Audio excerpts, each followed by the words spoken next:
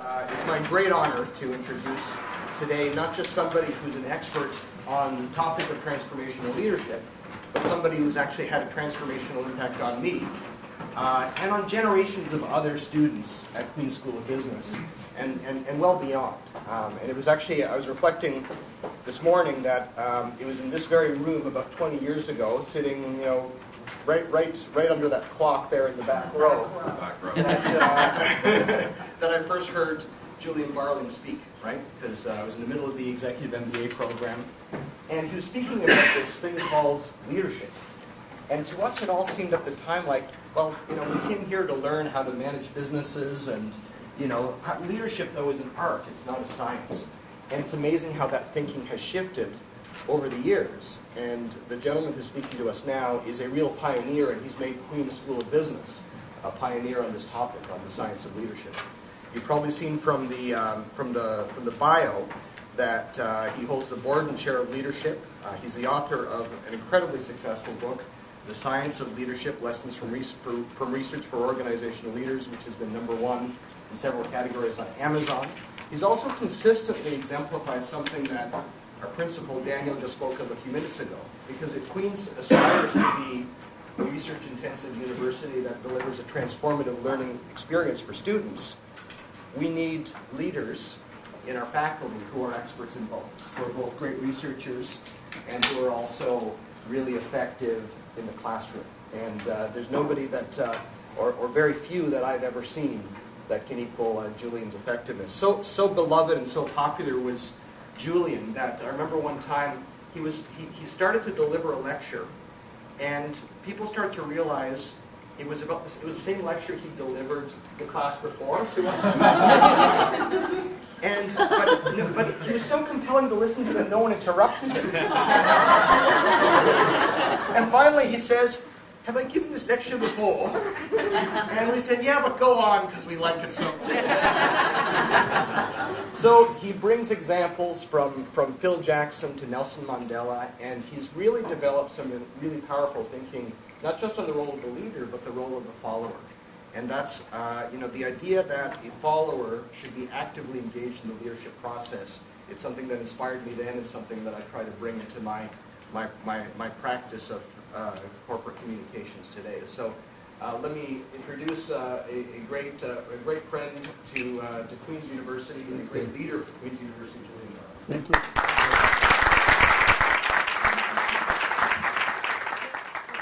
Thanks, Dan. Good afternoon, everybody. And yes, I did do that. So how would you like to start a talk with a group of people and being reminded of one of your most embarrassing moments? He says compelling. I remember my thought was, they don't understand a word of what's going on. Never mind.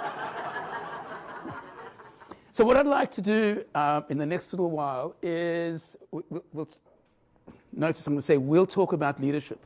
At any point you want to jump in, contribute, question, or whatever, feel free to do so. I think that one of the things I've learned is that in adult education, you're going to learn on something like leadership. You learn as much from each other as you might from anybody standing up in front of you. So just join in. At a certain point, I might politely try and move us forward. If there's some really good discussion going, I'm not going to do all the slides. So don't get anxious. There's no exam, nothing like that. In fact, my goal is not to do all the slides if possible, because we have good discussion going. So what I'd like to do is present to you two big questions about leadership and an even bigger challenge. And all of this in an hour. And to begin with, let me start with the challenge. So do you think that within an hour, so let's say around about 3 o'clock, you can be more charismatic? Do you think we can help you become more charismatic without marijuana? So, I know the principal's gone, but you're still not getting marijuana, right? Without marijuana. So I think we could probably do it. There's now research showing you can teach charismatic leadership in 5 hours. Now, you have to understand, you'll see, what we mean by charisma. What do we mean by charisma? We'll get there. But I think that one of the mistakes we've made in the past is to almost feel overwhelmed by the size of leadership. And I think that leadership scholars, whatever you want to call them, have been partially guilty for this. One of the most popular leadership approaches or theories is this thing called transformational leadership, which has to be scary. I mean, what the heck are we going to transform? Our personalities, societies, organizations? And if you go and read the material on this, and one of the people who writes beautifully is a person, McGregor Burns, died recently, got 2 Pulitzer Prizes for his books on the transformational leadership of different US presidents. And if you look at if you read his books, you'll be almost mesmerized. And I think it's a pity. Because what you become so mesmerized by his writing, you almost don't realize what he's talking is about the outcomes are transformational. So these are people who achieved great things. And I think what's intrigued us as researchers is not how big the outcome can be, but what did they do to cause such amazing outcomes? What are the things that they did to, in a sense, bring about such transformational change? So what I'd like to focus on is, in a sense, the leadership behaviors, if you will. What are the leadership behaviors that can achieve such amazing outcomes? So that's going to be the first question. The second big question is, can they be taught? Can leadership be taught? And of course, you'll see wrapped up in that is the question of, is leadership born or made? What's the answer?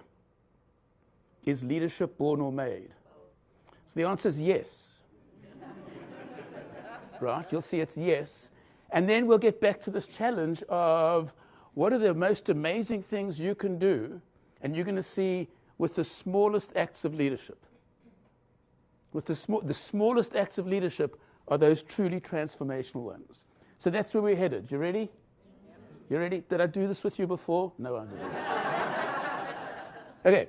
So the age-old question, what is leadership? And I say it's an age-old question. You can go back and read all the old philosophers and so forth. People have grappled for centuries with the question of what is leadership?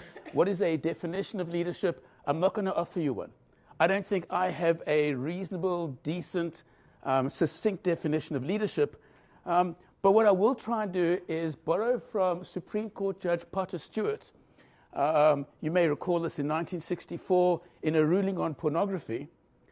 He was challenged with the notion of defining pornography. And he said, I shall not today attempt further to define the kinds of material I understand to be embraced within. Now, I'm saying leadership. He said pornography. And perhaps I could never succeed in intelligibly doing so, but I know it when I see it. And I think it's exactly the same with leadership. You can try as you might to define leadership, but you'll know it when you experience it. You'll know it when you experience it. And in a sense, here's the guide. I think wonderful leaders elevate their followers. Just think of that word, and that's your goal. You elevate them. You pick them up. You help them see further than they did before you elevated them. They feel taller. And when you feel taller, you feel more capable, and so forth. So wonderful leaders elevate their followers, and those dreadful leaders demean their followers. They belittle their followers. They make them feel smaller. They squash them. They literally squash them. And here's the challenge. And whichever we're talking about, elevating or demeaning, in 60 seconds or less, that's your leadership challenge. In 60 seconds or less. It used to be thought that if you're a so-called transformational leader, you would be transformational and charismatic and inspirational all the time. Here's my guess. If you were transformational, charismatic, and inspirational all the time, they would run a mile. Right? You would be the most scary human being that ever walked the planet. Right? The real leadership challenge is not can you do it all the time, but can you do this at the right time? Can you do this at the right time? How many of you lead people who are not even in the same city as you? Hands up. Right? So you can't do it all the time. You can't do it all the time. But can you do it at the right time? Can you, and here's going to be a big word, make the opportunity, not take the opportunity. Mandela said, what happens if you're committed to taking every opportunity and you never get one? You're a failed leader. Can you make the opportunity at the right times to go out and do those small little things that are going to elevate people? They're going to pick them up. And my guess is there isn't a person in the room who cannot do this. But first we have to go and think about what is leadership. We have to rethink what the notion of leadership is, and then get into the question of, is it born or made? And then get back to this big challenge. So if we were to think of transformational leadership, when people write about transformational leadership, they tend to include charisma. Honestly, every leadership theory today includes charisma. So there's charisma, there's something called intellectual stimulation, and there's something called individualized consideration. But when people write about transformational leadership, and we're going to follow this now, they don't talk about charisma. Here's why. If we had the time, and I asked all of you to write on a piece of paper what you understand by charisma, we would get about 50 different understandings of charisma. And I'm just going to talk then about what I think charisma is, and we'll be speaking at total cross purposes, but we won't even realize it. So instead of talking about charisma, within transformational leadership, they've broken this down to two different behaviors. Something called idealized influence, and a different behavior, inspirational motivation. So we're going to talk about those separately, but you'll see idealized influence and inspirational motivation result in so-called charisma. And then we'll talk about the others. So 4 behaviors: idealized influence, inspirational motivation, intellectual stimulation, individualized consideration. What's the common characteristic across those 4 behaviors? Now, don't think deep. They all start with the letter I. Okay. And why is that even partially significant? Because a guy, Bernie Bass, who was one of the first people to write about transformational leadership, said, and if you understand modern leadership, that is the last time you will use the word I. Because leadership today is simply not about you. Leadership today is quite simply about something bigger than yourself. It's about the other, whoever or whatever the other is. It could be a person, it could be an ideal, it could be the environment. But it's about something, you're in this because there's something bigger than you. And that will encapsulate all these behaviors. So I think in that way, leadership has changed dramatically in the last few years. Really? No questions? No thoughts? No comments? You just want me to carry on? Okay, I've got enough slides. Let's go. So a couple of thoughts about idealized influence.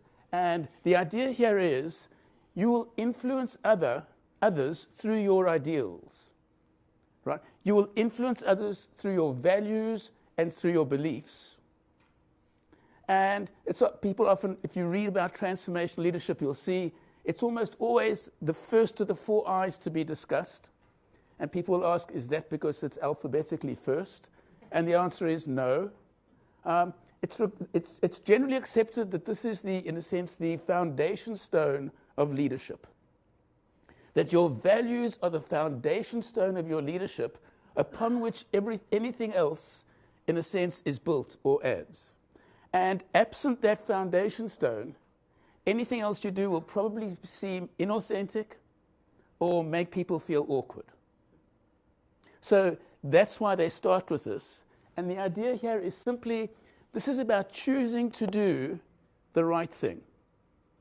It's about if you do the right thing because you have to, you will be be seen as a law-abiding, obedient human being. But employees don't give you, shall we say, leadership credits because you're law-abiding, because you have to be law-abiding. What they want to see, ethics goes above the law, it goes beyond the law. They want to see what are those things that you choose to do even when you don't have to do them. They're not easy, they may be more difficult, they may be more time-consuming, they may be more expensive, but you choose to do it that way because honestly, you wouldn't do it any other way. You wouldn't do it any other way. You may have got more advantage by doing it another way, but that's not you. And they know that's not you. In fact, you're now a role model. And what are you role modeling? Values. You're role modeling your values. So, in a sense, it's about choosing to do what you didn't have to do. And the opposite of this is about choosing not to do things even though it would be easier, quicker, cheaper, and so forth. And why not? Sometimes because it's just the wrong thing to do. So, a story. Nelson Mandela in the early 1950s, and whenever you tell stories about South Africa, people's racial groups and so forth come into the story. So here goes. The old apartheid government comes into power in 1948, and by the early 1950s, Mandela and some young black activists are put up under, there's some trumped up charges, and they are appearing in court, and the government's trying to, at the very least, embarrass them, and maybe if they get lucky, they'll go to jail or whatever, but they're clearly trumped up charges. At the end of each day, after the court case, Mandela and the young black activists had to leave Johannesburg, where the trial was happening, because there was a curfew. Black people could not be in Johannesburg after dark. You go to jail. So after the trial one afternoon, the trial ends a little bit early. The young black activists are just messing around. Now they're leaving Johannesburg, and they look across the street, and the most bizarre series of things is about to happen. They look across the street, and lying across the street is somebody in trouble. So they walk over, the person's white, they walk over, and who is it? This is the bizarre part start. It's the white prosecutor. What's the problem? He's totally drunk. He's totally drunk. They're not without an ounce of compassion. One kid says, can we help you? He doesn't recognize them. And he says, yes, I want a black woman. Now, you have to realize in the 50s, 60s, 70s, 80s, in South Africa, if a white person and a black person had sex, they went to jail. It was called the Immorality Act. Here's the white prosecutor saying to these black kids, I want a black woman. Okay, now kids being kids, put yourself in their shoes. What do some kids do? What do some of them do? Come on, it's easy. What would you have done? Oh, come on. Were you never that age? Right? So what do some of them do? They go and get a black prostitute. And what do the others do? Come on. You know it. No. No. Yes, they go and get a camera. They go in the 1950s, camera, right? Some huge black box or whatever. They get a camera and they get pictures because they know that if the opposition newspaper publishes pictures of the white prosecutor and a black woman, trial's over. They hand the camera in. Now, in those days, it took a long time to develop the pictures and so forth. And they go back and they triumphantly tell Mandela, bless you, what they've done. And what does Mandela do? He makes them go back and get the camera. He makes them go back and he explains to them, yes, sometimes you can, in a sense, get some cheap advantage from people when they're most vulnerable. But he explains to these kids, leadership is not about sinking down to their level and beating them at that level. Leadership is about continually struggling to bring them back up to your level, no matter how hard it is. And yes, you may even have to go to jail for your beliefs. But he explained to these young kids, but this is a test of whether you really believe it or not. How much do you really believe what you say is the most important thing to you? Because you will be challenged. Your beliefs will be challenged. And, when things are good, it's easy to believe in remarkable things. But when, in a sense, things are really difficult, that's the real test of what you believe in. So, from a leadership perspective, who are you? Who are you as a leader? And it's in the most difficult times that you will portray what you really stand for. So basically what happens is, most people in South Africa, most white people did not believe that a multiracial, non-racial society was possible. So one of the very first things that Mandela does is he invites the widows and the wives of all the former prime ministers, apartheid prime ministers, to his official residence for tea. Right? And what was he trying to do through his small little behaviors? was, in a sense, show people what his beliefs were. He was trying to, and then this next comment, and it's one of the reasons to show the video, is that the commentator in the video says that Mandela was deliberately constructing himself as the embodiment of an ideal he wanted all South Africans to follow. And actually, Mandela did that with all his behaviors. And I think that's the challenge in idealized influence. It's deliberately to construct yourself as the embodiment of an ideal you want your people to follow. And then you behave it. Forever. Forever. Right? And it has remarkable effects because people find this inspiring. People find this elevating when they watch others do this. So that's the I part of idealized influence. Let's try and move on to inspirational motivation.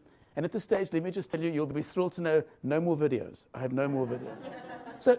So idealized influence is the values or the ethics part of leadership. Inspirational motivation is clearly called it the charisma or inspirational part. And this is just about setting high standards for people. It's about demonstrating your trust, your confidence, your belief in others. And why is this going to have such profound effects? If you just look at the bottom point on the slide, if you were all getting a T-shirt now, you're not, right? But if you're all getting a T-shirt now, I think the T-shirt for inspirational motivation would say, people are remarkably sensitive to the way in which they're treated. And then on the back it would say, and will respond accordingly, right? It's the elements of the self-fulfilling prophecy. There's about 100 years of research showing the validity of the self-fulfilling prophecy. Treat people as if they're wonderful and amazing, and they'll probably prove you correct. Treat people as if they're lazy, dishonest, etc., etc. They'll probably prove you correct. Choose. So a compelling research example. If you studied psychology or education and so forth, you may remember the study. So it's a massive set of studies. I just want to tell it to you as one small little piece of it. So this guy, Robert Rosenthal, in the Boston School District, conducts some research in 1 year on all kids entering first grade. So, excuse me, so we can't do that now. So just imagine you're one class entering first grade. Okay? So what he does is he goes to the teacher, before the teachers meet any of the kids, and says to the teachers, okay, now you're the first grade class, right? Now, don't know what it is. We've done school readiness tests on all these children, and this group of children are all ready for school. You're the good group. And this group of kids are not ready for school, but you know the legislation, you have to take them anyway. That's all they're told, and remember, no school readiness tests. It's just a random assignment into one group or the other. So halfway through the school year, the researchers go back and do achievement tests on each class. And you know exactly what's happened by now, otherwise I wouldn't be telling you the story.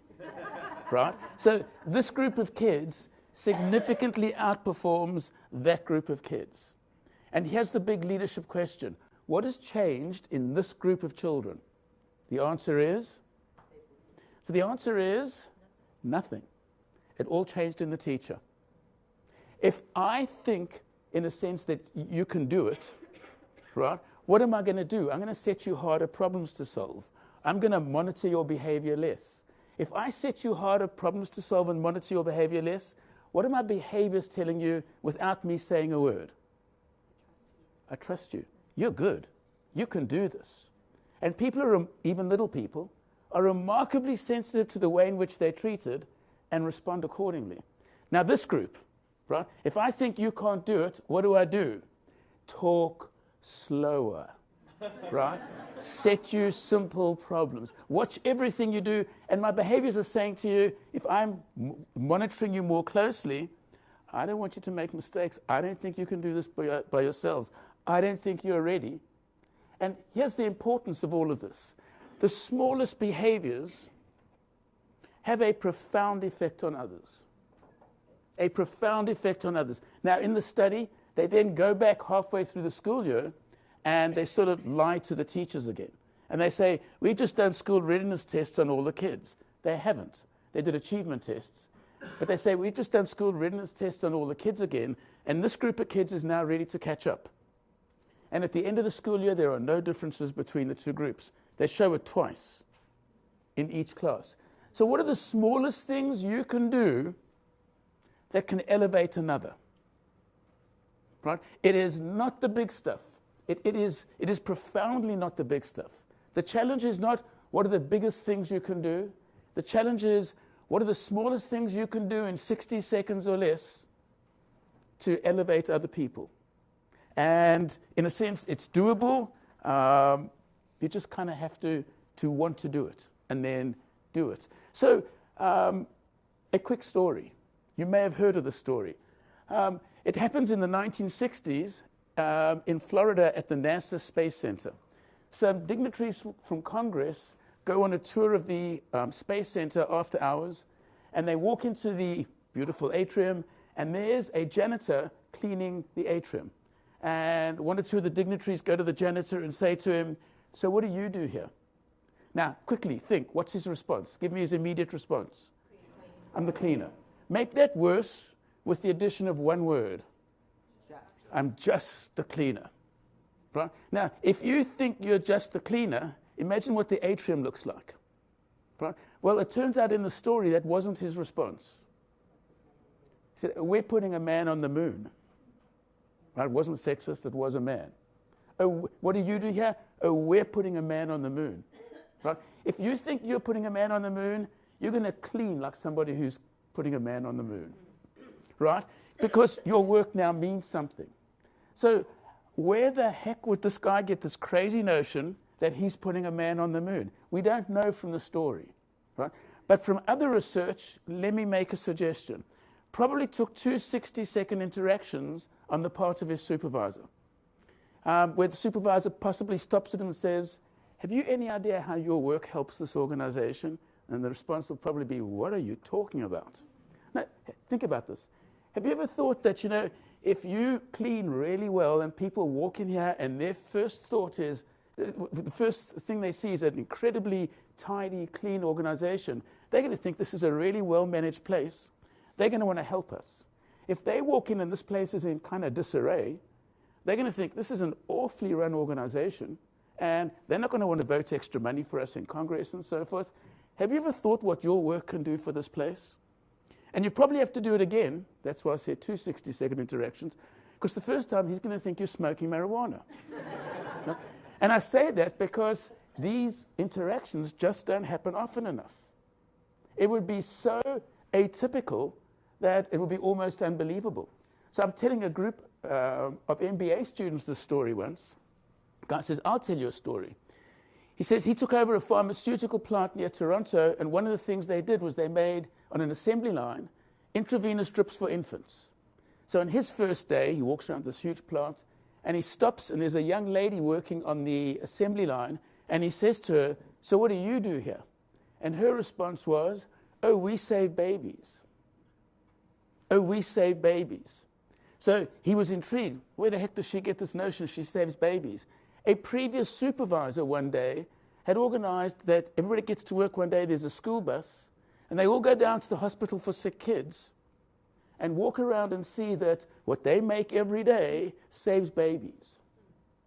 Right? What are the smallest things that you can do to inspire another, and not just to inspire another, to re-inspire them? So that on your days when you go to work and you kind of don't want to be there and whatever, you just think for a second, we save babies, and you're lifted again. And it's never the big stuff. The challenge is, what are the smallest things? And people are remarkably sensitive to the messages we send them. And if the message we send them in these last 2 stories is, your work is incredibly important. If the message we send to people is, you save babies, motivation problem's over.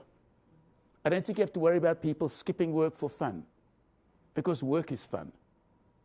So that's the inspirational motivation part of transformational leadership. So idealized influence and inspirational motivation. Values and inspiration together make up charisma. But it's not this, in a sense, huge charisma. It's these small behaviors, right?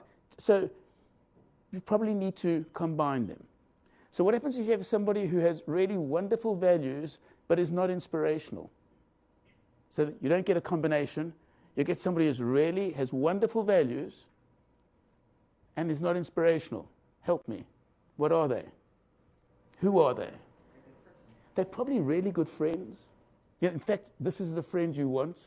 But they're not leaders. They're not leaders. You have to be inspirational to be a leader. Now, what happens if you get somebody who is truly inspirational with really poor values? Who is this person? The scariest devil that ever got anywhere near your organization. Because here's the problem. It takes a while to appreciate that people's values are not what you would want. But in the meantime, they're inspirational. In the meantime, they're leading you to places that by the time you start to get there, you will wish you were elsewhere. Right? And in research we've done, we've shown that that is a problem. People will realize after a while that their leaders' values are suspect, troublesome, and so forth, but it's nothing that you know immediately. And why? Because these people they're mesmerizing, they're charming, and so forth, and it takes a while to scratch beneath the surface. What happens as an authentic leader when you have a group of people that report to you and they do a similar position and have similar expectations of their role, but some of them you don't trust? Right. And how do you deal with that as a leader? So I'm going to give you an unpopular-ish response. So you question why you don't trust them rather than why you think they're not trustworthy. Right? Now, I'm not saying the problem lies in the leader, right? But I just think that leadership involves we look at ourselves first to see if the problem resides with us before we blame others. And I think in many cases, you will look at yourself and then move on to look at them. But I just think as a matter of, call it principle, we start with ourselves. If you don't trust people, so one of the things that I've seen happen is, what happens if you start to trust them? Right? What happens if you take that comment seriously? What is it again? People are remarkably sensitive to the way in which they're treated. So what happens if we start to treat them in small ways as if they're trustworthy? What happens if we give them the opportunities to succeed? I think leadership, the definition of leadership is transformational leadership, doesn't exclude the possibility that some people should be fired and so forth, but that you do everything reasonable before that to give them the opportunity to come along. So I would say it's tough, it's difficult. Start questioning yourself. And by the way, most of us have employees and we trust some a heck of a lot more than others. And if you say, no, I trust them all the same, you're smoking marijuana. Right? Because it's just human nature, it's just human interactions. So I think it's an issue that most people should almost force themselves to confront. But then amongst the people that we trust less, right, is any of it us? I think that's a challenge. And it's not easy. We have a natural tendency to blame the other. Right? There's a wonderful social psychologist, a guy, Elliot Aronson, wrote a book called The Social Animal. You may have come across it. He's got a relatively new book out, and the title of the book will give this across. The title of the book is Mistakes Were Made, but Not by Me. Right? And he goes through, and in a sense, in the book, he analyzes how every sphere of our relational lives is characterized by this tendency to, in the first instance, blame externally. So if we don't trust them, it must be them. Right? And he says, no, look inside first. Any other thoughts or questions? Anybody? I guess even where there's a conflict and you can try and sort of steer people back to the right path, it can take a lot of emotional and time resources. At a certain point, do you ever want to get to a point where even if you feel you might be able to do it, it's so monopolizing your time, you're better off looking for other people? I think that our role as the leadership challenge is to give people every reasonable chance to succeed. Not every chance, because then you're going to spend the rest of your life with the worst possible employees. Every reasonable chance, and if they cannot, so it's a skill issue, or will not, call it an attitude issue, then you have to make big decisions. But don't, when you're making that decision, think carefully about the resources, time, money, and so forth, that it takes to bring in a new person.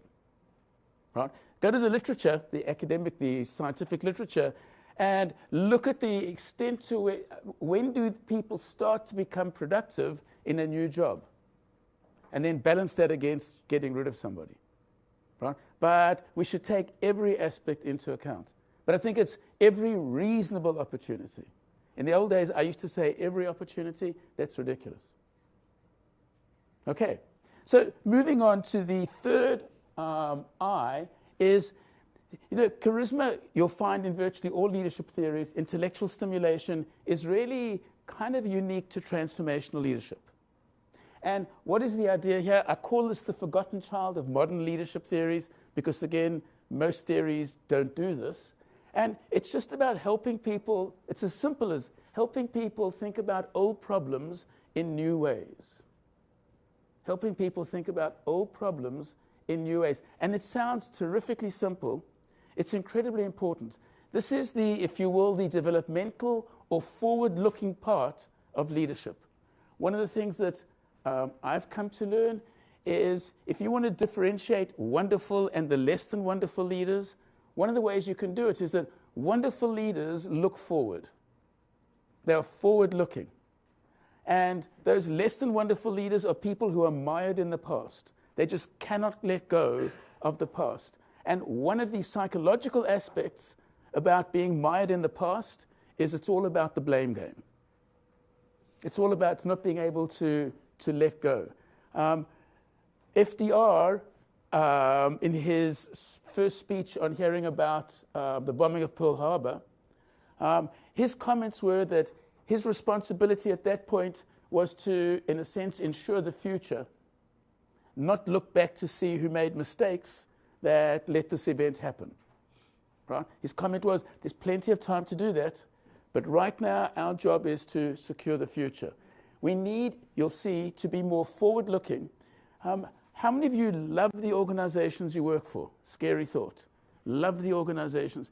It's often said that if you love the organization you work for, about the most important thing you can do is ensure the next generation of leadership. Right? And here's how you start doing it. Right? If we could create a group of people who continually challenge themselves about, why am I doing this? Why am I doing this in the way that I'm doing this? Why are we doing this and so forth? I think what you're doing is you're preparing the next generation for leadership. So challenge subordinates to think for themselves and so forth. And it's really devastatingly simple, but it's not.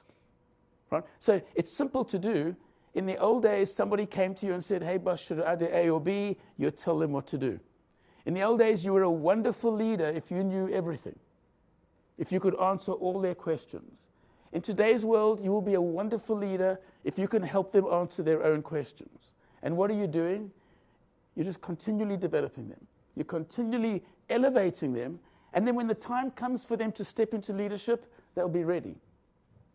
They'll be ready. So in the old days, remember, in the sense, if you could answer all their questions, if you could do what they did better than all of them, you were a great leader. Today, my mental model of a wonderful leader is an orchestra conductor. Okay, but this is going to be challenging. So think orchestra conductor, right? So there are very few orchestra conductors in the entire world, if any, who can play every instrument in the orchestra. How many of you have employees who, if they were absent, you couldn't do their work because you don't have their skills? Right? More and more. It's like an orchestra conductor. And yet you have to bring the best out of them. Right? You have to bring the best out of them even though you don't know how to do what they do. That's your challenge. Hang on, it's going to get more difficult. Right? That's easy. No, it's not. But not only do you have to bring the best out of them, you also have to get them all to harmonize perfectly.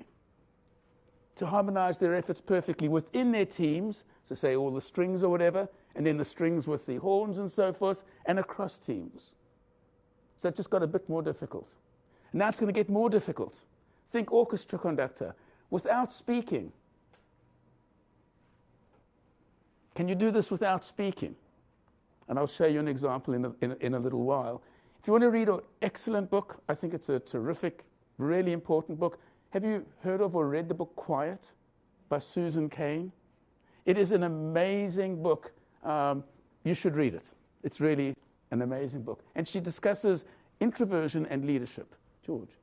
I think the other part of that, too, is in real time. Yes. Orchestras can practice. Yes, right. And then who knows what can happen on the day, right? So in real time. We have to work in real time. We don't get to practice much. No. And so Phil Jackson, you mentioned Phil Jackson. Phil Jackson has this notion that so as an amazing coach, he calls fewer timeouts, or he used to when he was a coach, than other coaches. And his notion was that leadership is really about preparing people about as best as you can before they go and do what they do. And once they start that, there's very little you can do to intervene, right? So you have to trust. So you have some people like Bobby Knight who called lots of timeouts, right? But Phil Jackson said you have to be able to trust that you've done that preparatory leadership work and then let them do it themselves. It's like parenting. Like you're always developing the skills, but you have to trust that you can't always be there to implement them. Right. And if you think of it from the two comments, from the kids' perspective, what do teenagers want from their parents? Trust, respect. Sorry, what was that? Freedom. Marijuana? No. But just think, and then, there's remarkable similarities. We've done research on transformational parenting. Right? And what we find is you can actually teach these same skills to parents. Now, we don't call it leadership, we call it parenting. But in a sense, teenage kids do not want you to tell them what to do. Teenage kids want to solve their own problems, with guidance, of course. But absolutely. So, hey, boss, should I do A or B? What do you think? The answer today is, what do you think? Now, I said it's quite difficult because the biggest problem now is this is incredibly time-consuming. There was nothing more efficient than just giving them the answer. There's nothing less efficient than what do you think? A, well, I think B. Well, and just go round and round and round. Each of these will last you 15 minutes. But they're developmental. They're truly developmental. I put the word up suppose because of the old notion that someone comes to you and says, hey, boss, should I do A or B? Suppose I wasn't here. What would you do?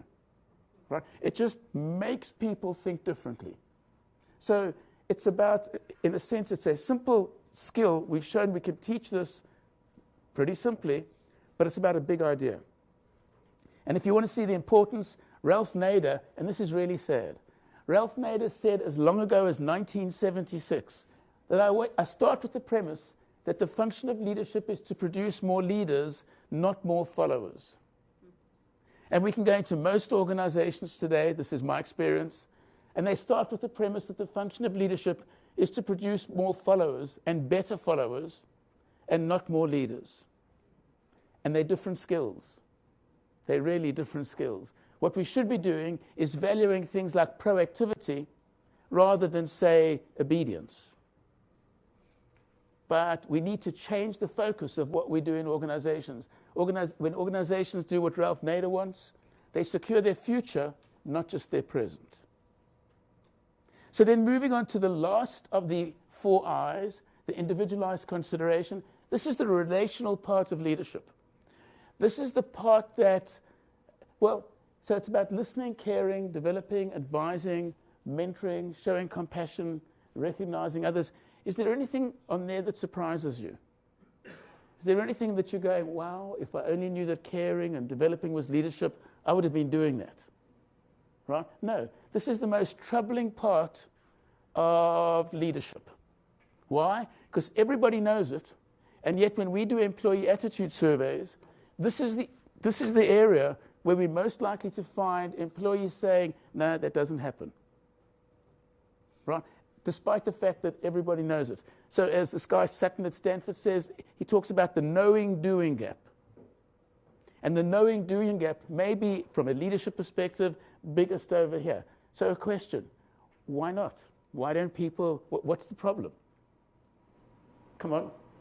Well, I think one of the big stressors today with any leaders is that they just don't have time to do anything. And there is so much pressure to command and control things that they don't have time to sit down and go, what do you think? And then spend the time to actually listen to the answer. I think that's it, absolutely. And it's really cool that you just say that. Usually, when I ask the question, we get responses about insight and no self-awareness, and this sort of thing. No. I think it's about time being the new four-letter F word in organizations. Oh, it really is. This is the word that's going to dog you. It is time. It really is time. And here's what we know from the work stress literature. When people are stretched in terms of time, what do? They make sure they finish all their visible work. Because if your visible work, in a sense, mounts up, that's incredibly stressful. Visible work. Your emails. Does your email say to you, you have 47 unread emails? Right? And as that gets, and your voicemail, you pick it up, you have, right, that is really stressful. You start to feel out of control. So what do? We try and ensure that our visible work doesn't, in a sense, overwhelm us. And what do we forget about? Our invisible work as leaders. And we build up, call it a deficit, with our invisible work. And here's the great news. How many of you can find 3 60-second time periods? They don't even have to be in a row each day. And you can, in a sense, enact remarkably powerful leadership in doing so. Because I hope to be able to show you that this is about the smallest possible things you can do. And not only, in a sense, will these elevate or inspire, you're going to see these little 60-second interactions can re-inspire years later. And when people need it the most. And what does it cost? Nothing. We're not talking about bonuses or anything like that. So I'll start with a little research example. So it's a study of university fundraisers at what I like to call a small-ish northeastern U.S. university that shall remain nameless, Harvard. Okay? So it's a study in there amongst people who call alumni and so forth, and Harvard students who do this part-time to get money and so forth. It's effectively a call center. It is really boring work. It really is. So what they do is they do this really cool study. The study is led by this guy, Adam Grant, and they divide all the people working in the call center into 2 groups. At the end of every regular day, a director goes and gives them performance feedback, the number of calls that they've made, as an example. So now in the gratitude group, so that carries on. So the control group, they still say, here's how many calls you made. In the gratitude group, the director that visits them routinely gives them the performance feedback, and then simply says this: I'm very grateful for your hard work. We sincerely appreciate your contributions to the university. It's 14 or 16 words. Okay, what are the effects of this small expression of gratitude? Well, here's the outcome.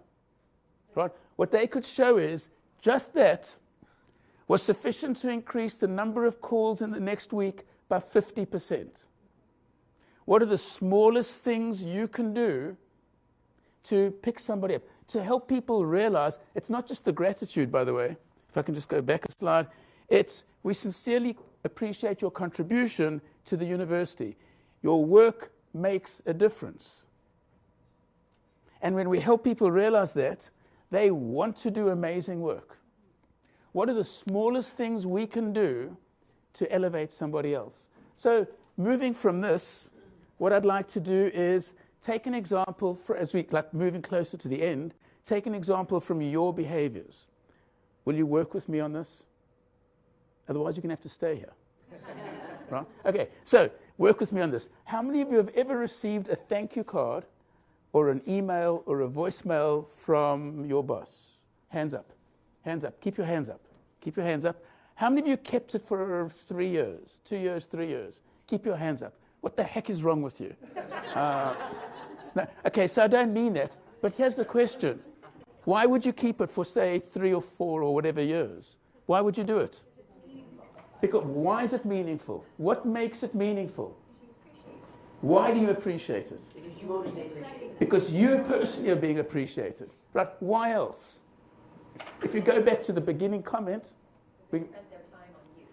they spent their time on you. You know how much time they don't have. Right? And remember, you infer from their behaviors everything about them. If they do this, then what you must mean something. Right? And it's not that they said, and you mean something. They did something that they didn't have to do, but they chose to do. How many of you get birthday cards? How long do they last? A week, gone, or whatever. Why? Because they become expectations. Here's a leadership lesson. If you give birthday cards to one, you give birthday cards to everybody forever.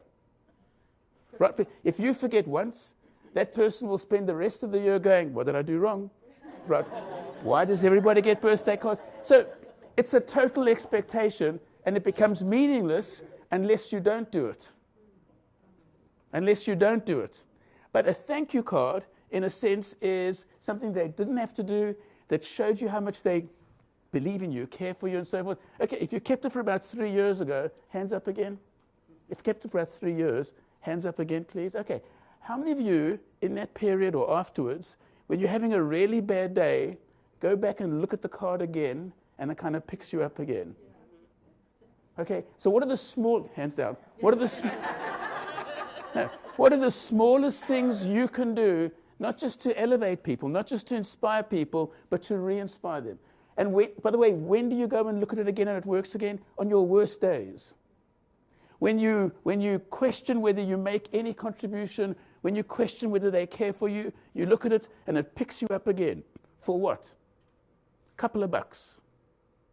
Leadership, in a sense, getting these incredible outcomes is not by being magical leaders. It's about doing the smallest possible things, but you've got to do them.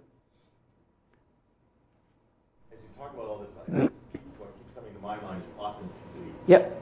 And whether, how do you Sure. balance that out, and where does that come into play with So this? I'm often challenged on this. Not challenged on let me explain on. So you teach this to people. Are you not concerned that people will write this down and go and give thank you cards and inauthentically, right? And then if there's too many thank you cards, it's like money in an economic system.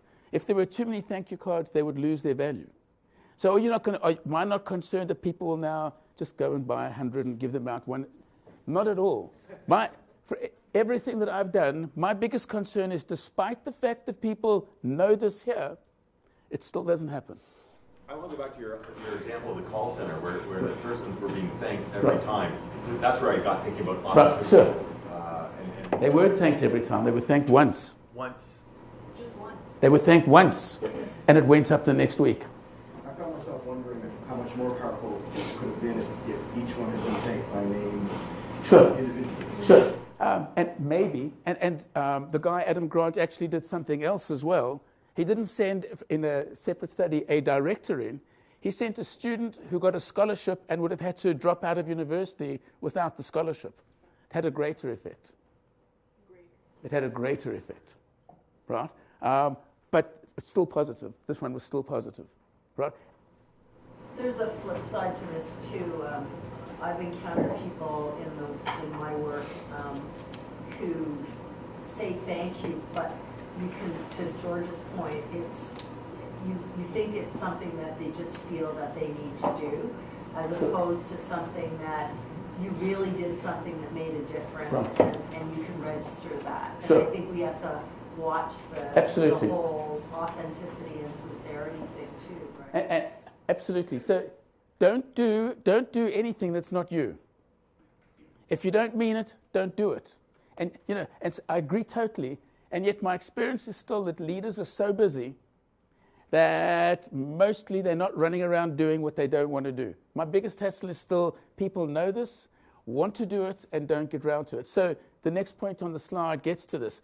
How many of you in the past, I'll put my hand up first, how many of you in the past have wanted to give somebody a thank you card for doing something amazing and never got round to it because you were too busy? Come on, hands up. Okay, so now here's the big question. What's the statute of limitations on doing the right thing? After how many years can you no longer go back and say thank you? There's no. So, if you go back to somebody 10 years later and say, listen, I just want to, I'd like to give you this thank you card. I have never forgotten what you did for me and or the organization, whatever. Now, those words, I have never forgotten. I always wanted to do this. Sorry, I didn't get around to do it, but I've never. Do you think people are going to go, no? Right? Like, you had 48 hours and you lost your chance. Right? Those words, I have never forgotten what you did, will just pick them up. I just want to say, it just happened to me. In a former life, I was the manager of the MBA program here, and I did a lot of recruiting. And a gentleman that I recruited to the ambassador program, he wrote me. I haven't seen him in 8 years. He wrote me last week, out of the blue. I just want to thank you for some advice you gave me. And sorry, I'm going to get emotional. I really like it. Yep. It really made my day. And I was so floored and overwhelmed to get this email. So it's, there's no statute of limitations. So just to put that in a different sense, a non-emotional sense, but the same point, I work with CEOs. I ask CEOs, how many of you, when you do your best work, want to be ignored? Not a chance. They want to know that their work and they mean something. The leadership challenge is clear. What are the smallest things you can do to pick somebody up? Right? So a quick comment from do you like TED Talks? So there's a TED Talk by a guy, Itai Talgam, Talgam, and I would like to show you a movie. I'm not trying to show you a movie. No. So if you watch his TED Talk, it's called Lead Like the Great Conductors. And what he does is he takes 5 or 6 of the world's most famous orchestra conductors, and they each have very different leadership styles. And what he does is he's himself a noted orchestra conductor and now a leadership consultant. So he shows you the different leadership styles and then comments on them. So the conducting and talks about them from a leadership perspective. The last conductor is Leonard Bernstein. Right? So if you like music, by the way, you'll love his TED Talk. So he shows you 2 clips with Leonard Bernstein. And one of the things about Leonard Bernstein's leadership is he's less likely to stand on a platform in front of his orchestra. Right? That's just a status symbol to show your power. Right? And he shows you one guy, Ricardo Muti, who's not only on the platform, but there's like a little wire fence around it. And, to keep out the marauding orchestra members. Right? But he shows you Leonard Bernstein. In the second clip, this is what Leonard Bernstein does. He stands in front of the orchestra like this, with his eyes closed, and he's just enjoying the music. He's just enjoying the music. And then at one time, he opens his eyes, and he looks at somebody, and he goes, and he just carries on enjoying the music. What are the smallest things you can do to pick somebody up? To say, hey, you're amazing. Right? What you do for this place is unbelievable. Right? You have an incredible opportunity. Leaders have an incredible opportunity to do this because we've been misguided into thinking it takes such big things. It doesn't. It really doesn't. And this gets into the question is, in a sense, is leadership born or made? Or to think about this another way, can leadership be taught? And the answer is absolutely. Yes, we've shown that in research. We show that again and again in the School of Business. But is it born or made? There is good research showing there is a genetic component to leadership. There is, and we shouldn't be surprised, there's a genetic component to virtually every behavior, to intelligence, to aggression, to whatever. But the good news is that most of leadership is not genetic. The best estimates would suggest that about 20 to 30% of whether you're a leader or not, if we can just use those terms, will be genetic. What that means is most of it is open to environmental influence. So great, if 80% of it was genetic, we could shut down the leadership development industry. But most of it is amenable to change. But sadly, most organizations do an incredibly poor job at leadership development. So when you got your first significant leadership promotion, just think back. When you got your first significant leadership promotion, how many of you received leadership training before the day you started that leadership position? So why is it that people laugh when we ask that question? Because we do it that badly. Seriously, because we do it that badly. We wouldn't do that with any other profession or occupation. We wouldn't make people CFOs and then worry about them getting educated in terms of finance afterwards. We wouldn't do it with surgeons, but we do it with leadership. There is a real need for a change in the way we think about leadership development in organizations. Right? So in a sense, we've shown that transformational leadership can be taught in one-day workshops. When I say can be taught, we imposed rigorous standards. So we taught it in one-day workshops, and then we went back and we could show between 3 and 4 months later that in groups where their leaders had been trained, they were bank employees, their financial performance increased 3 or 4 months later, and a control group is leaders who never got leadership training, no changes. You really can teach these simple behaviors, because they're small behaviors, and then track the changes. That makes the notion, in a sense, that compounds the problems of doing such a bad job. Because it's not as if it's that complex. Actually, they've shown that you can teach the basic skills of management, so basic management, not leadership, management, in group settings of 2 hours. And yet most people don't get them. Right? We just need to rethink this, and then again, research in Switzerland shows that charisma can be taught in 5 hours. But we just have to understand what we mean by charisma. Right? So we do lots and lots of research, and part of this has involved interviewing hundreds and hundreds of Canadian employees, and our question is to these people, so tell us about your boss. One of the things that I've learned, which is incredibly more than reassuring, fills me with hope, is the number of people who say, I have the most charismatic boss. Right? Dilbert, by the way, is wrong. Right? It may be funny, but he's wrong because he ignores the fact that there is such, in many cases, such a positive response. Then when we have these people saying, I have the most charismatic boss, our question is always, what do they do that makes you say that they're the most charismatic, things that ever walked? So just help me, just before we end, what do they do? Remember people's names. They remember people's names. Okay, so a terrible story. I had a grad student finished up at Queen's, got a job at another Canadian university. Several years later, the most amazing, bizarre thing happens to her. In the same year, she gets the university prize for the best teacher and the best researcher, 2 separate prizes. That never happens. It doesn't happen. She got a note, an email from her dean. Cool, hey? He got her name wrong.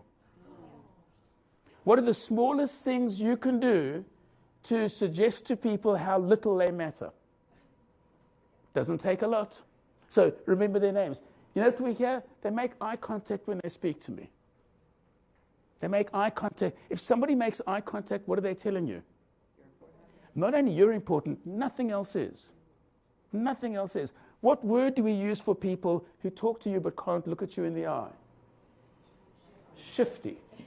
Shifty. We assume their values are bad because they don't make eye contact. What are the smallest things you can do, in a sense, are going to add up to these charisma things? Because people look at your behaviors and they infer your values.